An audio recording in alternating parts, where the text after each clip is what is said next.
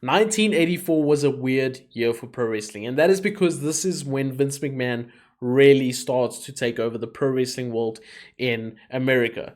And he really starts to ruin the territories as for what people knew it then. It started becoming all about nationalizing and making this global phenomenon that we now know as the WWF. He's taken talents like Roddy Piper, like Ricky Steamboat, like Greg Valentine, like Sergeant Slaughter. He's really started to take the big talents and bring them to him. Not to mention, the rise of Hulk Hogan is still ongoing. Now, we are a year removed from WrestleMania, that is still to come, but we did have Starrcade 84 this year. And of course, we had a bunch of other matches all around the world, like in EMLL, like in New Japan Pro Wrestling, like in All Japan Pro Wrestling, and of course in the NWA. So let's look at my top 10 matches from 1984. Like I said in the last video, this is of all the matches I could find and of all the recommendations I could find. Obviously, I am not able to watch every match from 1984, as a lot of the stuff is hard to get a hold of. However, I did use various different sites, and of course New Japan Pro Wrestling, and of course the WWE Network, because it is still available in my country. Let's hope it stays that way for a while. But I used all of those to come up with this list. So let's get into it. Number 10 on my list is from All Japan Grand Champion Carnival 2 in 1984, the Tag 22 show. And this is Rick Martel, who's the current AWA Heavyweight Champion, as he takes on Jumbo Tsuruta. And Jumbo Tsuruta has a pretty big year this year, and a lot of these matches is him going up against foreign talent, which I do think I saw the consensus was that he was done dirty a lot of the times by losing to the international talent, or by having various ways of going about the match, double DQs, double countouts, or whatever the case is. And this match did end in a double countout, which I suppose was a little bit disappointing, but still a well-constructed match with good technical work throughout it. It's like, I come to learn that Jumbo Tsuruta's matches are very technical, and then it builds up right towards the end, and that's when he starts laying in the suplexes and the big running knees. I love those big running knees that he does. And those sort of things come into play sometimes in the last 2 minutes, sometimes in the last 10 minutes. But decent actions, very basic stuff, I will be honest. But it's all executed at a high level. Therefore, this match earned a 3.5 star rating from me. I will be honest, 1984 was not as good of a year as 1983 was. But some still really good matches, especially towards the top. But definitely a lot less 4-star rated matches than previous years. So let's get into number 9 on our list, and that was at an NWA / Mid-South Wrestling / Houston Wrestling show. I see there was 3 promoters for this show, or 3 promoters, and then obviously the big body corporate, that was the NWA. And that was the Rock and Roll Express of Ricky Morton and Robert Gibson, as they took on the Midnight Express with Bobby Eaton and Dennis Condrey, with Jim Cornette at ringside. This was for the Mid-South Tag Team Championships, and the Rock and Roll Express got the win in this match. Very, very good match. This was I'll be honest, I haven't really watched the Midnight Express or the Rock and Roll Express, to be honest, at all. I've always heard good things, but I've kind of stayed away from it because I knew one day I was going to go on this journey on my channel, so I kind of stayed clear of it. But this was a really fun match, and it was built on basic face versus heel psychology.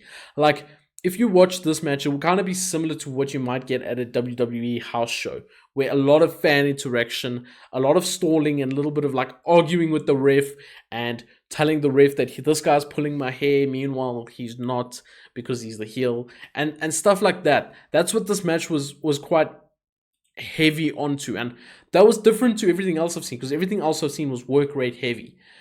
But let me tell you, once they got going, they really, really got going. And there was a hot tag to Robin Gibson eventually after Ricky Morton took a lot of the offense, as always, because Ricky Morton is, from what I've heard, a fantastic seller. But this got a massive, massive pop. I think this might be one of the loudest hot tag pops I've heard in pro wrestling. I'll be honest. Which is just a testament to the work of Ricky Morton and, of course, the Midnight Express in terms of the heat they were able to get on Ricky Morton. I really, really enjoyed this match. Perhaps some people would look at this and think it's nothing, but just the way they had the crowd in the palm of their hands doing just basic heel versus face stuff, basic heel tactics, and then getting all the love onto the baby faces. 3.75 stars for me.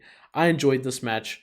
I do think they've got more levels, and I think we'll see that in the coming years, especially when it's pay-per-view matches. I think we'll get some really, really outstanding matches in the future.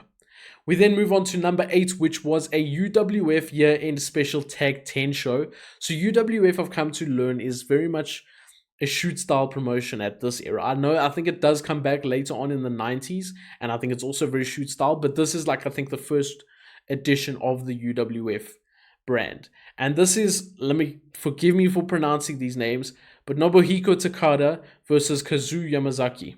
Okay? This was Dave Meltzer's second 5-star rating match. Disclaimer, I did not give it 5 stars. I also don't know how Dave Meltzer gave it 5 stars. I'll be honest with you. Kazuyama got the win in this match. This was shoot-style wrestling in terms of just holds for the full 20 minutes. And not pro wrestling holds, but rather shoot-style holds. So a lot of double wrist locks, a lot of guillotine attempts, chokehold attempts, those types of attempts, and a lot less like Boston Crabs and that sort of stuff. There was still an element of pro wrestling, but you could see these guys were legitimate shooters at one point in their life, if not still at this point. But the match did get a bit repetitive, and that's why I couldn't warrant giving it anywhere near the 5-star rating. And I was just longing for them to get up and do some drop kicks and do something, but that never quite happened, at least not to a large extent in this match. Still very, very good match in terms of just absolute technical working, which I can appreciate and I always will appreciate. And this match is not just on here because Dave Meltzer decided to give 5 stars, but I did enjoy it to a certain extent, and I did enjoy it more than a lot of the other matches I watched. Because a lot of the other matches I watched had this style to it, but it didn't feel as intense as this did. So that is the difference. 3.75 star rating for this match, and it's number 8 on my list, sorry. We then move on to number 7 on my list, and this is another UWF match. This time we got Super Tiger, which is Tiger Mask, and we've got against Yoshiaki Fujiwara. Excuse my pronunciation once again. Super Tiger got the win in this match. It seems like he was super over in the UWF because the 3 matches I watched of him in the UWF, he won all 3. And I think both were against Fujiwara. So that's pretty interesting. This was also another really, really good technical wrestling match. But of course, with Super Tiger or Tiger Mask, there's going to be a bit more to it. And each move and hold really felt like it meant something and had purpose in the match. That's what I can really appreciate it. I don't like when some holds just amount to absolutely nothing in the end of the match and you win with a crossbody. It needs to mean something in the end of the match. So yeah, perhaps it got a bit repetitive because it was a 20+ minute match, but Tiger Mask or Super Tiger will always be exciting in my opinion. He found a way to just get you, oh, he's doing something again. And then, yes, he would go back to technical wrestling, which was different to what I saw last year with Dynamite Kid. But he would get you interested for those first couple, for the couple moments, and then back to working a hold, which I can appreciate. Then for number 6, we had a WWF match at, it was WWF on Madison Square Garden Network is what it was called, where it was showcased. So I assume it's just a match at the MSG, which they showcased somewhere on TV back in the day. And this was Greg Valentine, the current WWF Intercontinental Champion, taking on Tito Santana. And this is a feud which we know would go into post-WrestleMania next year. But this match ended in a time limit draw, and I thought it was fantastic. I do think this was the second match that I watched of theirs from this year. The first match I feel ended with I can't remember, might have been a DQ or also a count out maybe. The first one ended with a count out, this one ended with a time limit draw. And even though we got another inconclusive match between these two, this one just felt much better because the time limit draw, yes, it's inconclusive, but it doesn't feel like a cop-out as much as a count-out does. Great back-and-forth action from both men. Really high-paced. So this is different from some of the Valentine matches I've watched because this is super high-paced all the time, stiff working. Of course, with Tito Santana, you got to work hard. You got to keep that pace up. Really, really good match. Ended in a time limit draw. I think it was a 20 or 30-minute time limit draw. I enjoyed this match a lot. I applaud you to go watch it. It was on the WWE Network. Unfortunately, you guys don't have access to WWE Network anymore. That's why I'm making full use of this while I've still got it. But yeah, really, really good match. Good stuff. Number 5 on my list was Tully Blanchett versus Ricky Steamboat, and this was at NWA Starrcade 1984. So you guys already heard me review this. If you haven't, you guys can go check out our Starrcade 84 review where I break down this match in probably a lot more detail as I do a bit of play-by-play and talk about specific moments in the match. This was, of course, a fantastic match with Ricky Steamboat selling prior injuries, I think, to his ribs and back, but he sells it to perfection, as Ricky Steamboat always does. Great in-ring psychology from both men, especially with the way Ricky Steamboat changed his work because of his injuries. The pacing throughout this match was really good. It built up nicely to the finish. Tully Blanchett did end up getting the win. I was hoping Ricky Steamboat did, but of course we know Ricky Steamboat now goes to the WWF around this time. But we'll get onto that in the future. Our next match, which is number 4 on the list, is Ric Flair versus Ricky Steamboat. Another Ricky Steamboat match. This man is really killing it in 1984 already. This was from Mid-Atlantic Championship Wrestling Boogie Jam in 1984 for the NWA World Heavyweight Championship. This went 60 minutes, guys. This went 60 minutes to a time limit draw, which I can always appreciate. If you're going to put the time in and go 60 minutes, I'm always going to appreciate that at the end of the day. Really good stuff. Fantastic match. It felt slow and repetitive maybe in the beginning, but the final 20 minutes of the match made up for everything. Absolutely everything. Yes, they have had better matches, which I think, and I've seen those better matches, which I think made me think these aren't better than those. So 4 stars is an accurate rating for these, for the specific match. Really, really good stuff. If you want to see some early Ricky Steamboat and Ric Flair stuff, go and watch this match. I'm not sure where you're going to find it, but I found it, I think, on the network again. I struggled to find this anywhere else. Really, really good stuff. Now we move into our top 3 for the matches of 1984, and this is a New Japan Big Fight Series 2 Tag 15 show in 1984.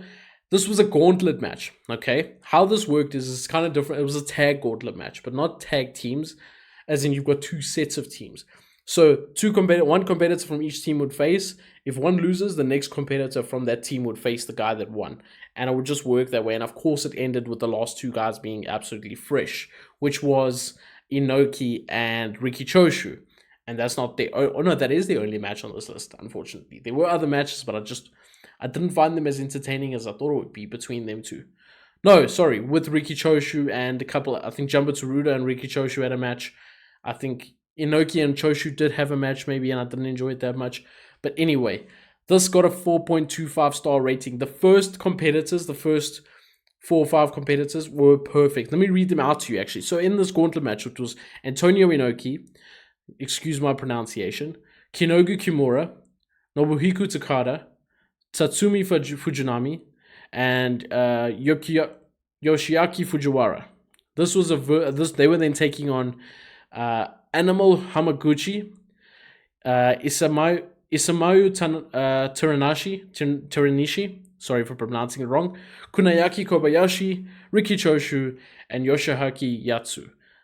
Hopefully I pronounced some of those right, probably didn't, but really, really good stuff from those opening guys. And then it got to Riki Choshu and Inoki, like I said, but they really slowed it down and had their style of match, but it wasn't as long. It was about 20-25 minutes, their piece. This whole match went about an hour and 15. So really, really long, but really, really good. 4.25 stars. Do yourself a favor and go watch this as well. The match you find on the internet just randomly is not the official match. That's the last 20 minutes. So if you really want to watch it, New Japan World is the place to watch it.